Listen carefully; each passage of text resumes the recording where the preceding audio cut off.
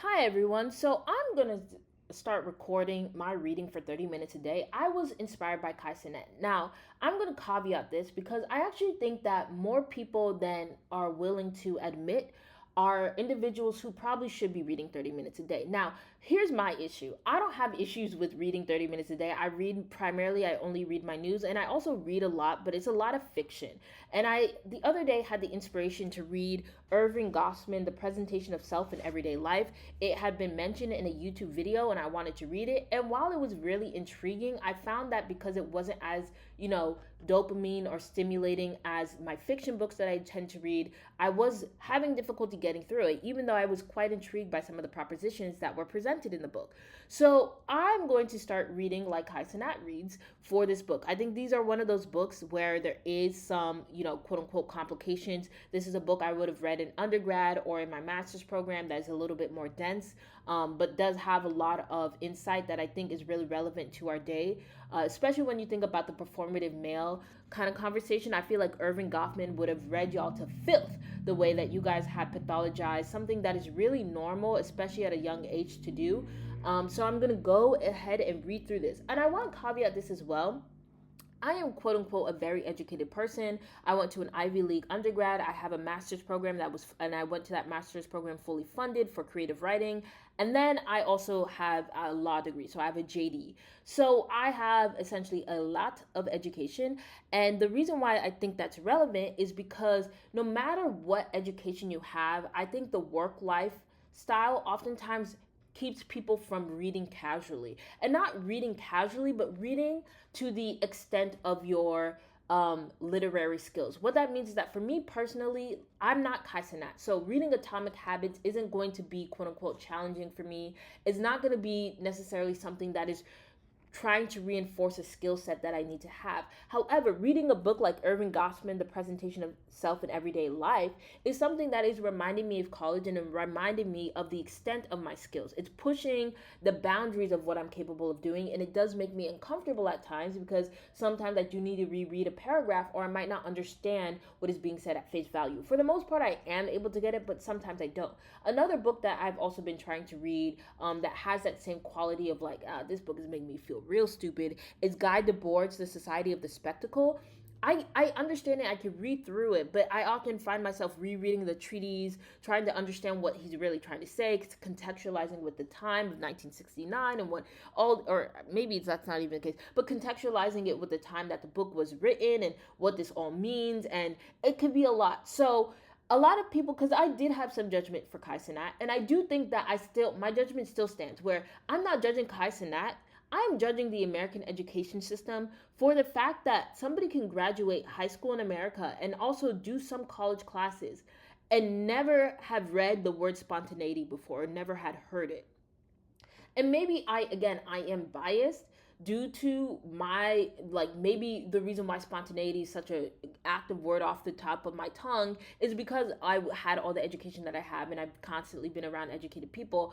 But a part of me was like, I feel at the bottom of my heart that in high school, and not even just because I ended up going to an Ivy League school, but I'm saying that the average kid I could talk to at my school would be able to know what spontaneity is, and would be able to say it, and would know what it means and all of that.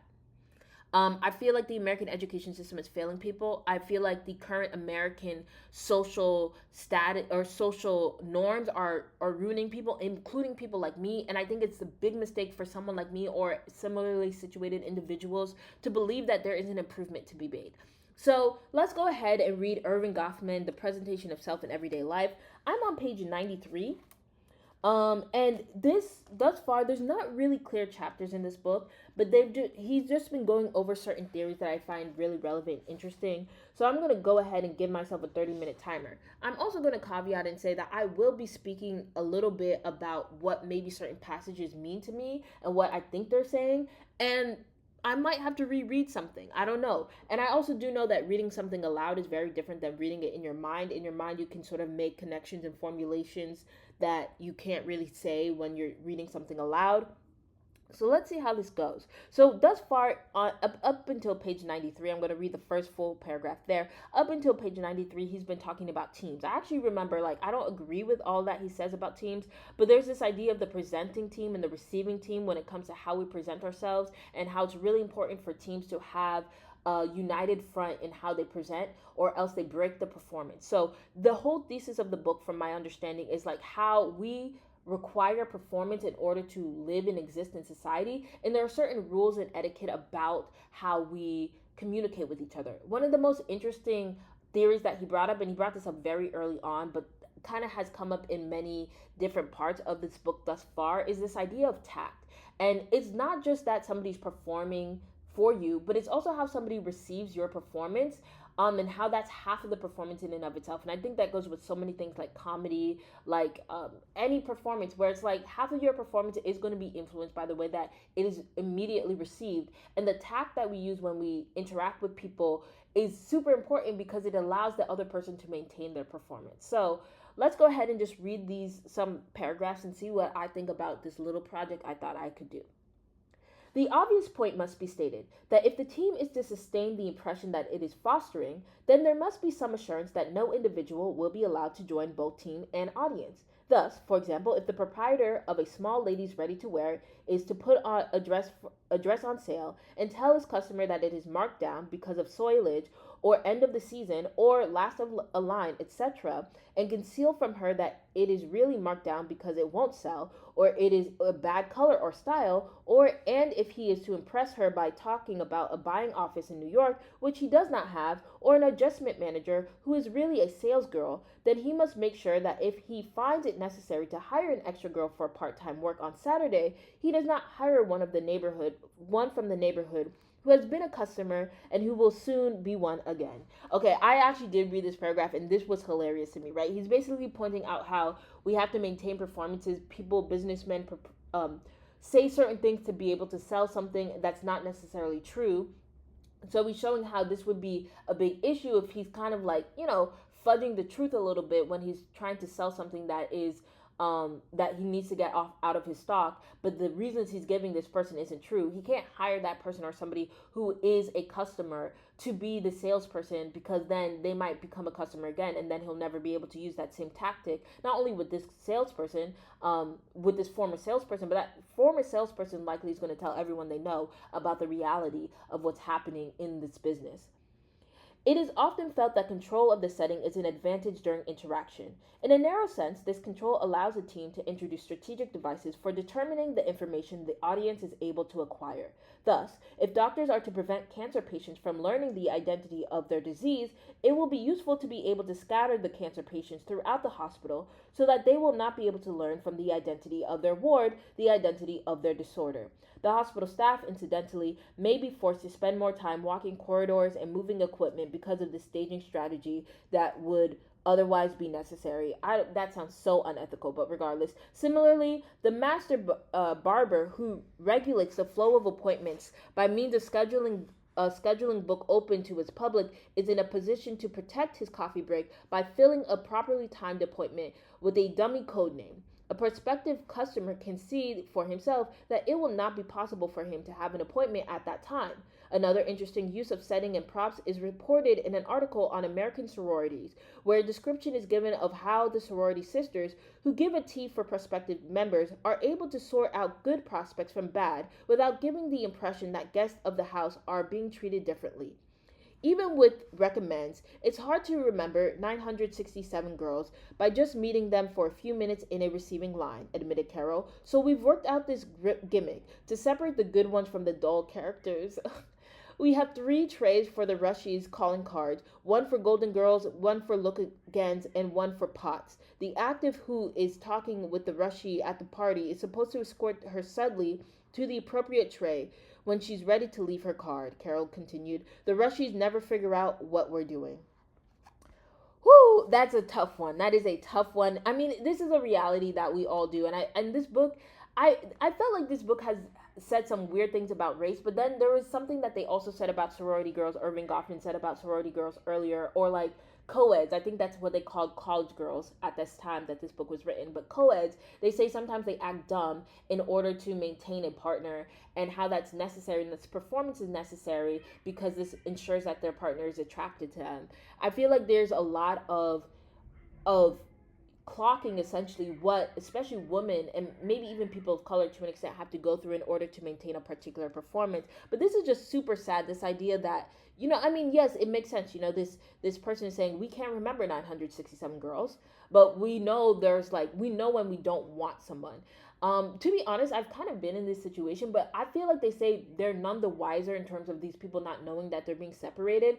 But like, if you, like, for example, if you're not the most gregarious and outspoken person, if you're not, conventionally attractive, and you're starting to notice that all your conventionally attractive friends are being ushered to one room, and then you're always being pushed to another room, I feel like you would understand, yeah, girl, you did try to just be with your friends, but guess what, you don't really belong here.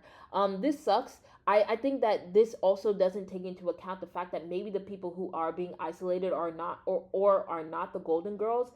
They probably do know. They're just not going to say anything, because it's a little awkward and embarrassing. So yeah, that's just the sad reality I want to point out. So let's get back to the book. Another illustration may be cited from the arts of hotel management. If any member of a hotel staff is suspicious of the intentions or character of a guest couple, a secret signal can be given to the bellboy to throw the latch.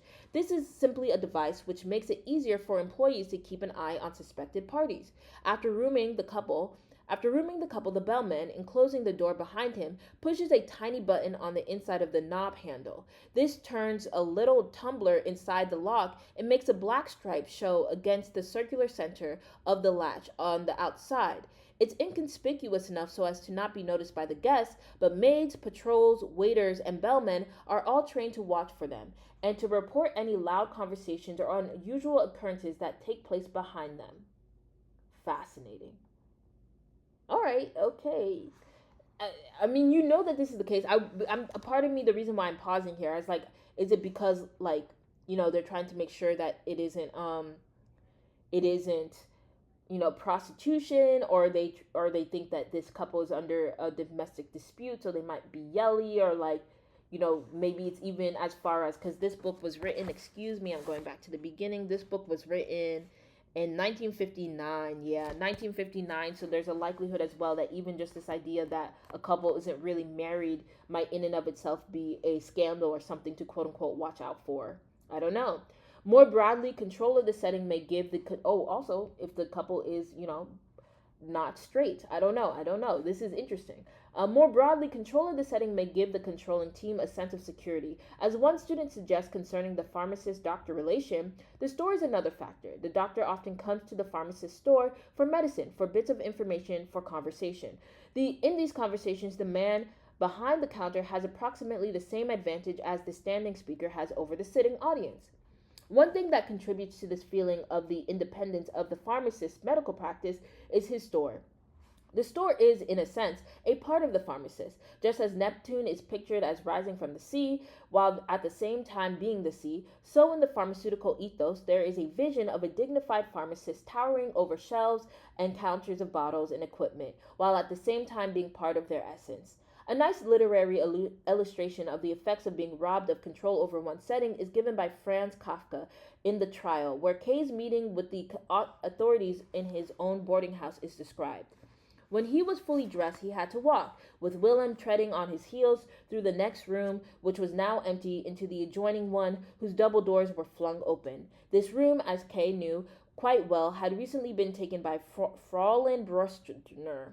That's a German name I can't say. A typist who went very early to work, came home late, and with whom he had exchanged little more than few words in passing. Now the night table stand beside her bed had been pushed into the middle of the floor to serve as a desk, and the inspector was sitting behind it.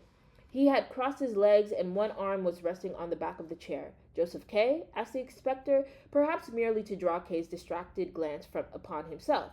Kay nodded. You are presumably very surprised at the events of this morning?" asked the inspector, with both hands rearranging the few things that lay on the night table, a candle and a matchbox, a book, and a pincushion, as if they were objects which he required for his interrogation. Certainly, said Kay, and he was filled with pleasure at having encountered a sensible man at last, with whom he could discuss the matter. Certainly, I am surprised, but I am by no means very surprised. Not very surprised, asked the inspector, setting the candle in the middle of the table, and then grouping the other things around it. Perhaps you're misunderstanding me, Kay hastened to add. I mean, here Kay stopped and looked around him for a chair. I suppose I may sit down, he asked. Usual it's not usual, answered the inspector. Okay, I'm gonna pause there. I'm just gonna simply shout out Goffman because I love these literary, you know, um, insertions here. I feel like a lot of people, especially recently, literary arts have been completely undermined, but they serve a sociological purpose because they illustrate what are often considered normal interactions a lot of times. So I just want to shout out Goffman for oftentimes using fiction as a means to illustrate his points. Although it's not very scientific, it's cool to see. And this is him, Goffman, speaking again. A price must, of course, be paid for the privilege of giving a performance on one's own home ground. One has the opportunity of conveying information about oneself through scenic means, but no opportunity of concealing the kinds of facts that are conveyed by scenery. It is to be expected, then, that a potential performer may have to avoid his own stage and its controls in order to prevent an unflattering performance, and that this can involve more than the postponement of a social party because the new furniture has not yet arrived. Thus, of a slum area in London, we learn that mothers in this area, more than mothers elsewhere, prefer their children to be born in hospital. The main reason for this preference seems to be the expense of an at-home birth, since proper equipment must be bought, towels, for instance, and bathing basins, so that everything measures up to the standards required by the midwife. It also means the presence in the home of a strange woman, which in turn means a special cleaning out. So that's interesting. Just like, again, this book was written in 1959. Apparently, in London, most people were having births at home and not in hospitals. And I feel like that dynamic has definitely shifted. When one examines a team performance, one often finds that someone is given the right to direct and control the progress of the dramatic action. The equerry in court establishment is an example. Now, I don't know what equerry is. I say this as a lawyer. I'm assuming this is the typewriter, but because, it's 1959, they might not have a formal typewriter person. So what is an equerry? Equerry is spelled Equerry, and it is an officer of the British royal household that attends or assists members of the royal family. So, of course, I did not know what an equerry is. This sounds like a very British term. So basically, the person who was in charge, it says, because it sounds like someone in charge of a horse over the stables, but it sounds like in this context, most likely, it is just like the assistant or like the head butler. So, okay, the equerry in court establishments is an example. Sometimes the individual who dominates the show in this way and is, in a sense, the director of it plays an actual part in the performance he directs. This is illustrated for us by a novelist's view of the ministerial functions at a wedding ceremony. This is a quote from that book. The minister left the door ajar so that Robert the groom and Lionel the best man might hear their cue and enter without delay. They stood at the door like eavesdroppers. Lionel touched his pocket, felt the round outline of a ring, and put his hand on Robert's elbow. As the cue word approached, Lionel opened the door and on cue propelled Robert forward. The ceremony moved without a hitch under the firm and experienced hand of the minister, who came down hard on the cues and used his eyebrows to menace the performance. The guests did not notice that Robert had a hard time getting the ring on the bride's finger. They did, however, notice that the bride's father cried overmuch and the mother not at all, but these were small things soon forgotten. Okay, that's kind of funny. All right. In general, the members of the team will differ in the ways and the degrees to which they are allowed to direct the performance. It may be noted incidentally that the structural similarities of apparently diverse routines are nicely reflected in the like-mindedness that arises in directors everywhere. Whether it is a funeral, a wedding, a bridge party, a one-day sale, a hanging, or a picnic, the director may tend to see the performance in terms of whether or not it went smoothly, effectively, and without a hitch, and whether or not all possible disruptive contingencies were prepared for in advance. In many performances, two important functions must be fulfilled, and if the team has a director, he will often be given the special duty of fulfilling these functions. First, the director may be given the special duty of bringing back into line any member of the team whose performance becomes unsuitable. Soothing and sanctioning are the corrective processes ordinarily involved. The role of the baseball umpire in sustaining a particular kind of reality for the fans may be taken as an illustration. All umpires insist that players keep themselves under control and refrain from gestures that reflect contempt for their decisions. I certainly had blown off my fair share of steam as a player, and I knew there had to be a safety valve for release of the terrific tension. As an umpire, I could sympathize with the players, but as an umpire, I had to decide how far I could let a player go without delaying the game and without permitting him to insult, assault, or ridicule me and belittle the game. Handling trouble and men on the field was as important as calling them right, and more difficult. It is easy for any umpire to thumb a man out of the game. It is often a much more difficult job to keep him in the game, to understand and anticipate his complaint so that a nasty rhubarb cannot develop. Rhubarb. So I know rhubarb is a verb. So this is me admitting that I know a word, and in context, I know rhubarb. It means like a slight, something that is offensive. So let's just go ahead and Google that. Rhubarb, Rhubarb. Ooh, rhubarb. Yeah, it is a fruit or a vegetable. I knew that. But like, what does it mean in terms of this context of this excerpt from an umpire? Okay, it's saying a thick leaf. Okay, I knew it's a leaf.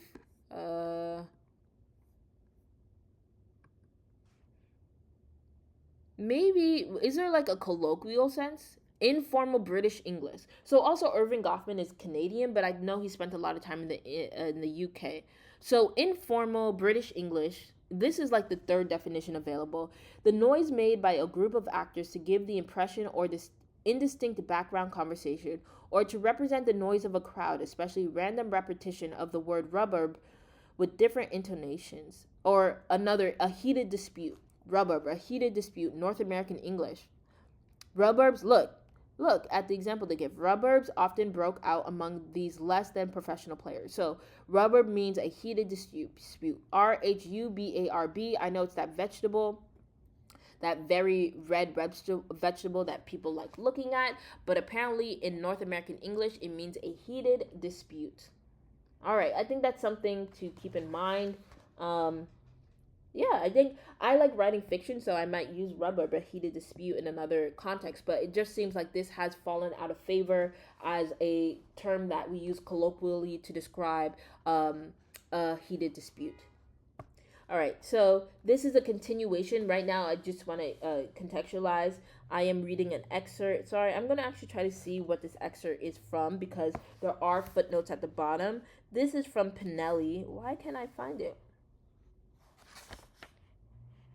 Oh, so it's already been cited.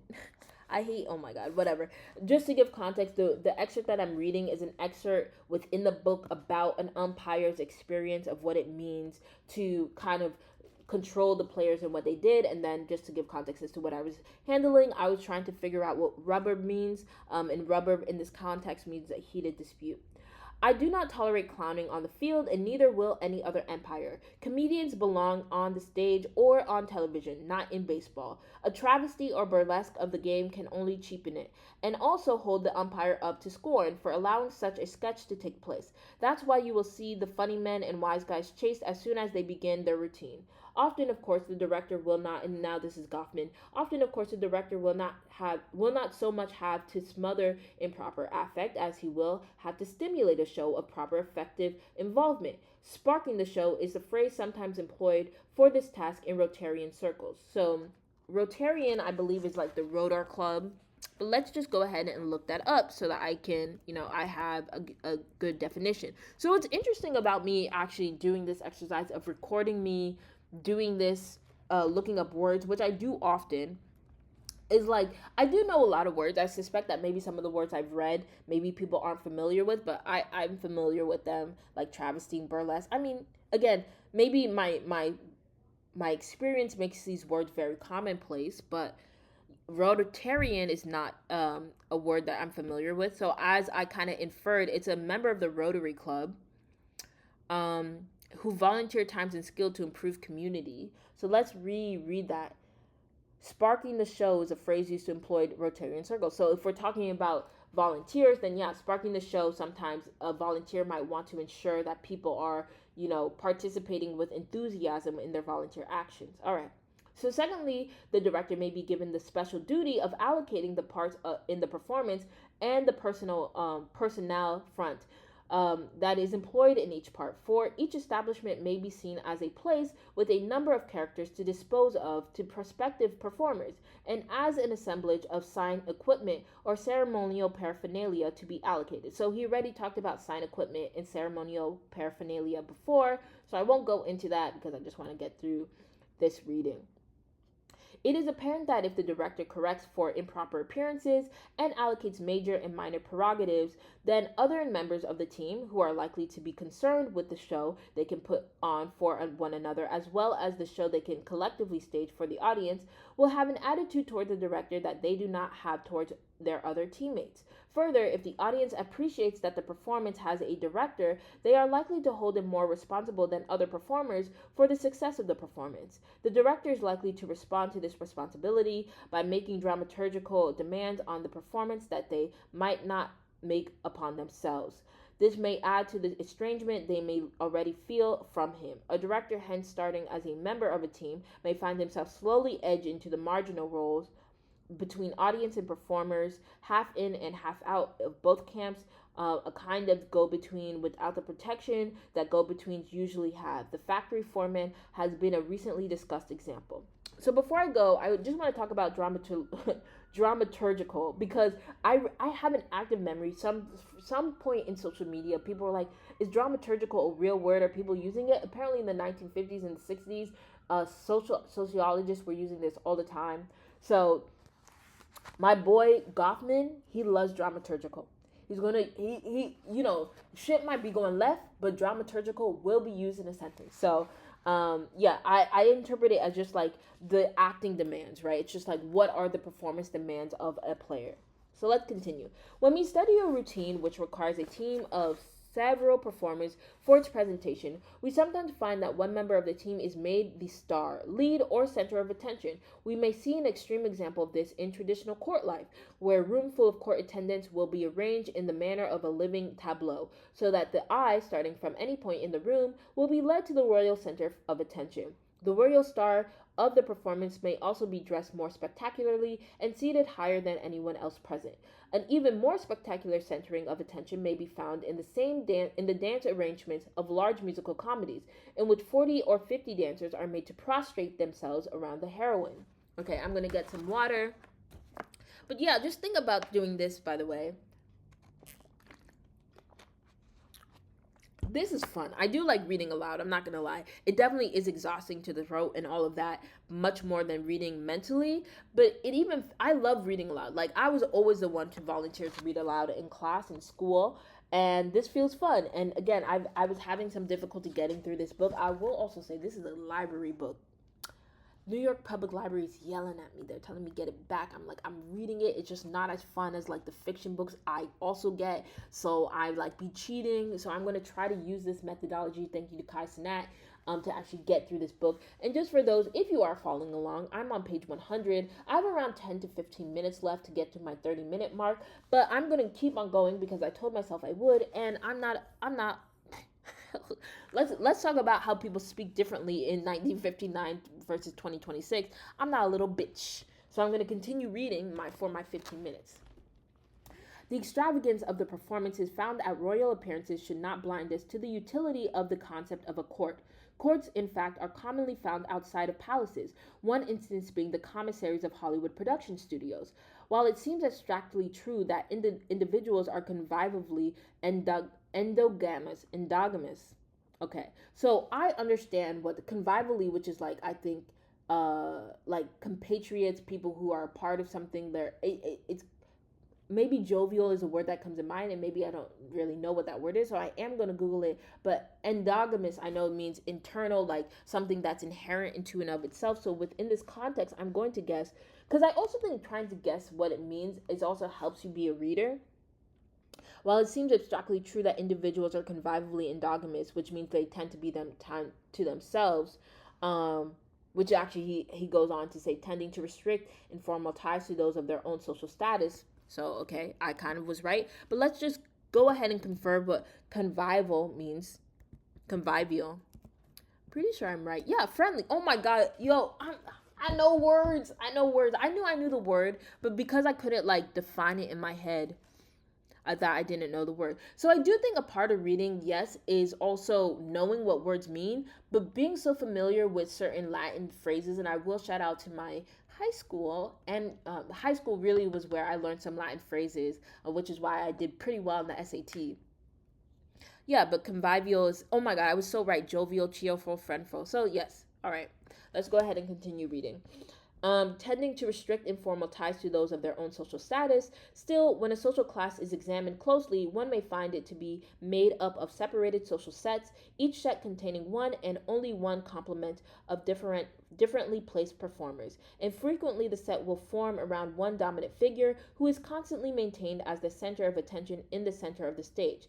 Evelyn Waugh, you know what, I'm bad at pronouncing name, but Waugh, Waugh, suggests this theme in a discussion of the British upper class. Look back 25 years to the time when there was still a fairly firm aristocratic structure, and the country was still divided into sphere of influence among hereditary magnates. My memory is that of the grandees avoided one another unless they were closely related. They met on state occasions and on the race course. They did not frequent one another's houses. You might find almost anyone in a ducal castle, convalesce,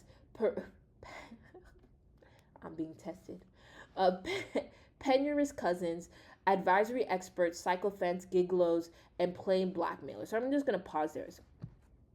So you might find almost anyone in a ducal castle. I'm not really sure what ducal means, but of course I'm assuming this is just like something in reference. Of course, it's an adjective for the castle. Convalescent. So I'm saying like I'm kind of seeing not necessarily sycophantic because they use that word already. Convalescent is somebody who just like tries to blend in with everyone. Penurious. Penury is like lying. Let's just Google it. I'm exposing myself here. Like I think this is kind of embarrassing that I don't know these words, but I think convalescent, recovering from an illness or recovery. So I didn't know that word, or I definitely seen that word before, but the exact definition evaded me. This is kind of embarrassing. Especially, I guess, due to my extensive education, I should know this word, and also the fact that I like to be a fiction writer, but I'm just kind of being honest. Oh, no! I lost my page in the book, but I'm pretty sure I was on page 100 or 101. I'm just going to write this down. I also would say, if you are trying to remember something, the easiest way to remember things is write things down. And this is actually what I've done throughout my reading practice, is I tend to write things down, even if I don't remember it, usually by the third time, because if you read a lot, you'll start just seeing words again and again and again. By the third time, you're going to remember it. So, recovering from an illness. So, this passage that I was reading, they were just describing the type of people who are in the house or in the castle. So, also remembering ducal castle. I guess I'm also trying to be vulnerable because I guess this is what Kai Cenat felt. Like, he probably felt he should have known what spontaneity was, and he could have just sat there and been like, spontaneity, and just passed on it, but he didn't. So I'm going to be honest too. Convalescence means recovering from an illness. I think it's more of, it's not necessarily used as commonly as we do now, although in literature I definitely have seen that word before. Ducal, okay, should have known that. Ducal is related to a duke. So when you're to duke or dukedom. And then there was one more word. I think not prurient. Prurient means like related to sex. I was on page 100. Penurious. I should definitely know this word. This sounds like a word that I see in legal filings. Extremely poor. Poverty stricken. Okay, poverty stricken. I don't know why I didn't know. I'm so mad at myself. It feels, I should know these words, but also it's better to know what you don't know than to kind of allow yourself to be in the dark, which I do think a lot of quote unquote intelligent people do, which is they're just like, well, I went, like I could say I went to an Ivy League undergrad, I went to a master's program, and I have my law degree, and I had my JD. I don't need to learn anything else. I'm good. But that's not true. You lose what you don't continue to practice. So, of course, reading court filings, you are introduced to words and introduced to different um, dynamics, that's for sure. But like you start also become very myopic in what you know and how you know it. But casually reading the way that I'm doing now, I think does expand your mind. And of course, this might come up in another context. So penurious, and maybe I should also do what my brother Kai Cenat did and make sure I'm pronouncing it right. Penurious. Oh, I did. Oh, girl, penurious. Um, Suffering from penury, which is poverty. So penury, which is poverty. Sometimes I like knowing the what is it called? Not the source word, but the stem word, as opposed to like what id us ak means. But now and next time I see duc for ducal, I can maybe make an understanding that duc might be anything in reference to duke like, and I can say anything related to penury is dealing with poverty or lack of resources. So yeah, the excerpt was just talking about how in a hereditary based aristocracy, you're going to have a very diverse cast of individuals that might belong to a castle. Um, Gigolos, which I know are sex workers, sycophants, people who just say whatever anybody wants to hear, and of course, plain blackmailers. The one thing you could be sure of not to find was a concourse of other dukes. English society, it seemed to me, was a complex of tribes, each with its chief and elders and witch doctors and braves, each with its own dialect and deity, each strongly xenophobic. The informal social life conducted by the staffs of our universities and other intellectual bureaucracies seems to break up in something of the same way. The cliques and factions which form the smaller parties of administrative politics form the courts of convivial life, and it is here that local heroes can safely sustain the eminence of their wit, their competence, and their profundity. In general, then, one finds that those who help present a team performance differ in the degree of dramatic dominance given each of them, and that one team routine differs from another in the extent to which differentials in dominance are given its members.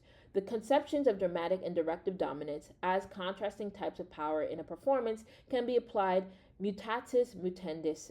So I don't know that word. By the word, that word is italicized, but I'm just saying I'm pretty sure this means something mutual. But again, let's go ahead and Google this clearly Latin word, mutatis mutandis. Used when comparing two or more cases or situations, making necessary alterations while not affecting the main point at issue. Actually, that was not it. I thought this had something to do with mutual sort of being, but that isn't it. Mutatis mutandis. Mutatis mutandis. It means making necessary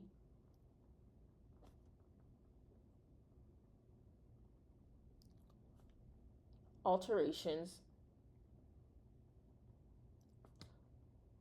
while not affecting the main point at issue. So this is a word I kind of feel like I don't really care that I don't know, but it's a good thing to bring up. I had assumed mutatis means, I don't know why I thought something related to mutation. I was being a big bold one at that, but it's about like making necessary alterations without affecting the main point at issue. So this is Goffman is making an adjustment to one of his theories or thesis while not affecting the main point that he's trying to say. Okay, so let's just reread that sentence together. The conceptions of dramatic and directive dominance, these are two words that he defined earlier on in the book, as contrasting types of power in a performance, can be applied mutatis mutandis to an interaction as a whole, where it will be possible to point out which of the two teams has more of which of the two types of power, and which performers, taking the participants of both teams altogether, lead in these two regards. Frequently, of course, the performer or team which has one kind of dominance will have the other, but this is by no means always the case. For example, during the showing of the body at a funeral home, usually the social setting and all participants, including both the bereaved team and the establishment's team, will be arranged so as to express their feelings for the deceased and their ties to him. He will be the center of the show and the dramatically dominant participant in it. However, since the bereaved are inexperienced and grief laden, and since the star of the show must stay in character as somebody who is in a deep sleep, the Undertaker himself will direct the show, although he may all the while be self effacing in the presence of the corpse, or be in another room of the establishment while getting ready for another show. It should be made clear that dramatic and directed dominance are dramaturgical terms, and that performers who enjoy such dominance may not have other types of power and authority.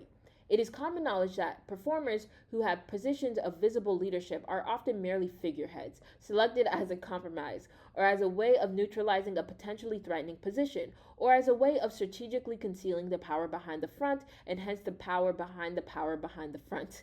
So, also, whenever inexperienced or temporary incumbents are given formal authority over experienced subordinates, we often find that the formally empowered person is bribed with a part that has dramatic dominance, while the subordinates tend to direct the show. Thus, it has often been said about the British infantry in World War I that the experienced working class sergeants managed the delicate task of covertly teaching their new lieutenants to take a dramatically expressive role at the head of the platoon and to die quickly in a prominent dramatic position as befits public school men. The sergeants themselves took their modest place at the rear of the platoon and tended to live to train still other lieutenants. I was laughing because I think this is really funny. Of course, we all have seen this dynamic at play. We've seen it, when people say, let me talk to the manager. The manager is a person who really doesn't have any power. They're just literally there to be yelled at. And in fact, that's kind of a part of their role. And most people who take on a managerial role understand that like half of your job is to be the figurehead, to be the person who is going to be the scapegoat for everything that anybody has issues with. I find this really sad, though. That I mean, we go to that kind of idea to then World War One, where essentially they're saying, making sure all these people, working class sergeants, manage the delicate task of covertly teaching new lieutenants to take a dramatically expressive role at the head of the platoon and die quickly in a prominent dramatic fashion, as befit public school men. Yeah, so that's really sad that, like, sometimes, yes, you're just a figurehead and the worst that can happen to you is that you're yelled at. Other times, if you are in war, it is powerful people or people higher on the hierarchy basically treating you as scapegoats. So I am 2 minutes before, but this actually has been kind of fun. I'm not going to lie. I think I'm going to do this more. I really had fun. Again, I want to encourage people like me who are formally educated to do this as well, because I think it's so easy to look at Kai Cenat and be like, I know what spontaneity means, and I know I could read through all of the Atomic Habits without having to look up a word. Sure, that's probably true. But there is work out there that could challenge you, and not only challenge you, but reinforces the education that you have. Again, if you haven't picked up a book since your formal education, then you're kind of, you know what I'm saying, you're missing out on a lot. Although I would say there's great journalism out there, which I also read. But there's nothing like forcing yourself to read for a consistent and a long period of time. Of course, I kind of have to do that as a part of my job. But still, reading something that's a little bit outside of what you're used to reading can help expand your vocabulary or reassert some words that you might just not be familiar with or haven't read in a long time because it's not relevant to your formal employ. And I was inspired by Kai. Again, my issue with Kai is not Kai, but with the American education system, because I do think that there were certain aspects of his reading that I was like, I think that more people this should not be basic for a high school student. But yeah, even if you have a master's program and graduated law school like me, there's probably work out there that you could use to challenge your mind, create more neural pathways, and of course, make sure that you're actually learning on a regular basis. So that was me reading Erving Goffman. I read about 7 pages in around 30 minutes, but of course I had my little commentary in there. I also think another thing about reading that makes it very lonely is that a lot of times I'll read a book and I'll be like, I'll never be able to talk to anybody about this book. But I feel like doing this is just going to encourage me to continue reading, even if nobody comments or says anything about it. I think that this is just kind of motivating me to read this book that I'm very close to close to DNFing, even though I found a lot of the excerpts in the book fascinating in terms of how I could reflect it back to our modern era. and think about how this applies. Um, and yeah, it's great. So I think I'm actually going to finish this book. I'm going to, spend my free time, my fun time reading my fiction books. But in the meantime, I'll read this book. And again, encouraging people, no matter what your level of literary skill is, to continue to read. And that's that on that. So until next time, this was Strategic Delusion. Bye, everyone.